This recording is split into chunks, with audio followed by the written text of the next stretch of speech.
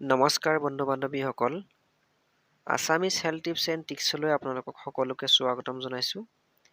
নিম্ন ৰক্তচাপ বা লো ব্লাড প্ৰেছাৰ বা লো প্ৰেছাৰ সমস্যাৰ কাৰণ, লক্ষণ আৰু এই সমস্যাৰ বাবে ঘৰুৱা প্ৰতিকাৰ তথা বনদৰৱসমূহৰ বিষয়ে এই ভিডিঅ'টোত আলোচনা কৰা হ'ব। সেয়েহে ভিডিঅ'টো শেষলৈকে চাব। যদি ভিডিঅ'টো ভাল লাগে লাইক কৰিব, লগতে কিবা সুধিবলগীয়া থাকিলে কমেণ্ট কৰি জনাব। আৰু এনেধৰণৰ ঘৰুৱা প্ৰতিকাৰ অৰ্থাৎ বনৌষধিসমূহৰ ভিডিঅ'সমূহ নিয়মীয়াকৈ পাই থাকিবলৈ মোৰ এই চেনেলটোক ছাবস্ক্ৰাইব কৰি লৈ কাষতে থকা বেল আইকনটো টিপি ল'ব। লো ব্লাড প্ৰেছাৰ সমস্যাৰ বহুতো কাৰণ আছে। ইয়াৰে ভিতৰত হৈছে দেহত পুষ্টিকৰ খাদ্যৰ অভাৱ হ'লে নিম্ন ৰক্তচাপ হ'ব পাৰে, আৰু বংশগত ৰোগ বুলিও বহু চিকিৎসকে কয় যে তেজৰ পৰিমাণ যদি শৰীৰত কম হয় তেনে ক্ষেত্ৰতো এই সমস্যাই দেখা দিব পাৰে। এই লো ব্লাড প্ৰেছাৰ সমস্যাৰ বহুতো লক্ষণ আছে। ইয়াৰে ভিতৰত হৈছে শৰীৰ দুৰ্বল হয়, স্বাস্থ্যৱান মানুহ এজনৰ নিয়মিত ৰক্তচাপতকৈ কম হ'লেও নিম্ন ৰক্তচাপ বোলা হয়, আৰু এই সমস্যাত শৰীৰৰ উত্তাপ কমি যায়, লগতে মূৰ ঘূৰণিৰ সৃষ্টি হয়।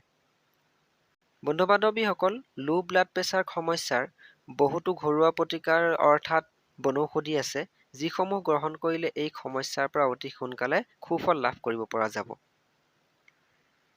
ইয়াৰে প্ৰথম ঘৰুৱা প্ৰতিকাৰ অৰ্থাৎ বনৌষধিটো হৈছে ভীমকলৰ দিল দিনে দুবাৰকৈ যদি একেৰাহে 2 বা 3 দিন ৰান্ধি খোৱা হয় তেন্তে এই সমস্যাৰ পৰা অতি সোনকালে সুফল লাভ কৰিব পৰা যাব। লগতে কলডিলৰ সৈতে পাৰ চৰাই মাংস ৰান্ধি খাব পাৰিলেও আৰু ভাল। তেতিয়া এই সমস্যাৰ পৰা অতি সোনকালে আৰু ততালিকে সুফল লাভ কৰিব পৰা যায়।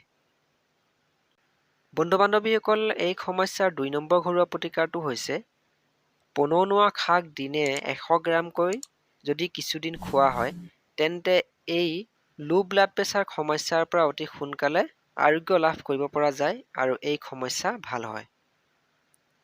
বন্ধু বান্ধৱীসকল, ইয়াৰে 3 নম্বৰ ঘৰুৱা প্ৰতিকাৰটো হৈছে আধা লিটাৰ গাখীৰত কেইটুকুৰামান গাজৰ কাটি এটা পাত্ৰত উতলাই গৰম কৰি যদি খোৱা হয় তেন্তে শৰীৰত যথেষ্ট শক্তি পোৱা যায় আৰু লৌহজাতীয় পদাৰ্থ বৃদ্ধি হয়, ফলত লো ব্লাড প্ৰেছাৰ সমস্যাৰ পৰা সুফল লাভ কৰিব পৰা যায়।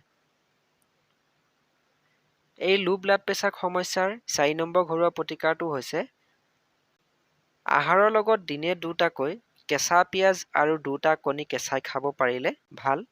তেতিয়া এই সমস্যাৰ পৰা ততালিকে সুফল লাভ কৰিব পৰা যায় আৰু এই সমস্যা ভাল হয়। বন্ধু বান্ধৱীসকল, এই লো ব্লাড প্ৰেছাৰ সমস্যাৰ কাৰণে কি কি খাব লাগে আৰু কি কি খাব নালাগে জানো আহক। কি কি খাব লাগে? গৰম ক্ৰিয়াদায়ক বস্তু বিশেষকৈ কণী, মাংস, পিঁয়াজ, হিং, কেঁচা ফল-মূল আদি খাব লাগে। তদুপৰি ৰক্তহীনতা ৰোগত উল্লেখ কৰা খাদ্য এই ৰোগত ব্যৱহাৰ কৰিব পাৰি। ৰসাল বস্তু খাব লাগে। খেজুৰী, বাদাম, আপেল, আঙুৰ এইবোৰ আচলতে লো প্ৰেছাৰ সমস্যাৰ কাৰণে অতি ভাল। লগতে ভীমকলৰ পচলা ভাল, আৰু কলীয়া কচুৰ ঠুৰি জালুক দি ভালদৰে ৰান্ধি খাব লাগে। তেনে ক্ষেত্ৰত এই লো প্ৰেছাৰ সমস্যা ভাল হয়। লগতে পিপলি, নৰসিংহ এই সমস্যাৰ কাৰণে অতি উপকাৰী। আৰু কি কি খাব নালাগে? টান আৰু নিৰস বস্তু খাব নালাগে। লগতে বিড়ি চিগাৰেট খাব নালাগে, আৰু লগতে অধিক শাৰীৰিক পৰিশ্ৰম কৰিব নালাগে। ইয়াৰ উপৰিও মানসিক পৰিশ্ৰম কৰা বেয়া। লগতে দুখ, চিন্তা আৰু বেজাৰ আদি কৰিব নালাগে। যদি এনে কৰা হয় তেন্তে এই সমস্যা অতি বাঢ়ে। সেয়েহে দুখ, চিন্তা, বেজাৰ আদি মনৰ পৰা যিমান পাৰে আঁতৰ কৰি ৰাখিব লাগে। বন্ধু বান্ধৱীসকল, এয়ে আছিল আজিৰ লো ব্লাড প্ৰেছাৰ সমস্যাৰ কাৰণে কেইটামান ঘৰুৱা প্ৰতিকাৰ অৰ্থাৎ বনদৰৱ। যদি ভিডিঅ'টো ভাল লাগিল লাইক কৰিব, লগতে কিবা সমস্যা থাকিলে কমেণ্ট কৰি জনাব। আৰু এনেধৰণৰ ঘৰুৱা প্ৰতিকাৰ অৰ্থাৎ বনৌষধিসমূহৰ ভিডিঅ'সমূহ নিয়মীয়াকৈ পাই থাকিবলৈ মোৰ এই চেনেলটোক ছাবস্ক্ৰাইব কৰি লৈ কাষতে থকা বেল আইকনটো টিপি ল'ব। ভিডিঅ'টো সম্পূৰ্ণকৈ চোৱাৰ বাবে ধন্যবাদ।